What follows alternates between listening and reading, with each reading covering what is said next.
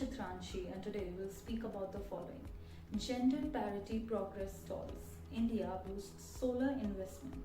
China to cap carbon emissions. Climate change spreads Nipah risk. WHO warns on corporal punishment. UN pushes marine biodiversity treaty. Famine deepens in Gaza. So let's get started. Our first story highlights the ongoing struggle for women in leadership. Despite progress, women's representation in top executive roles is slipping, marking the first decline in 8 years across FTSE 350 companies. Many leaders continue to inspire, but experts warn that the journey toward true gender parity is far from over. In India, the Caixin Group has announced an investment of over 80 billion rupees to set up a 6 gigawatt solar manufacturing plant in MP. This step supports India's ambitious goal of achieving 500 gigawatts of clean energy by 2030, marking a major boost for renewable energy in the region.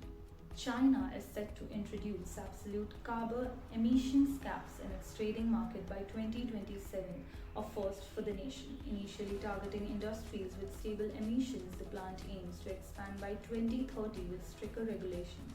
Analysts suggest that chemicals, petrochemicals, and aviation sectors may be included. Climate change is driving a rise in health risks, with fruit bats carrying the deadly Nipah virus spreading into new regions. The virus, with a fatality rate of up to 75%, has triggered repeated outbreaks in South Asia. Scientists warn that the warming climate could increase the risk of exposure as vaccine trials begin in Bangladesh. A new WHO report reveals that 1.2 billion children worldwide experience corporal punishment each year. Alarmingly, nearly 1 in 5 children face severe forms of abuse, with long-term consequences for mental and physical health. The WHO is urging governments to adopt positive discipline methods to end this harmful practice. The United Nations is pushing for inclusive participation in marine biodiversity negotiations under the Law of Sea Agreement. With 139 signatures and 52 ratifications, just 8 more are needed for the treaty to come into force by 2026. Small island nations and indigenous peoples are calling for stronger voice in shaping the future of our oceans. And finally, the UN warns that famine conditions in Gaza are worsening rapidly, with millions at risk.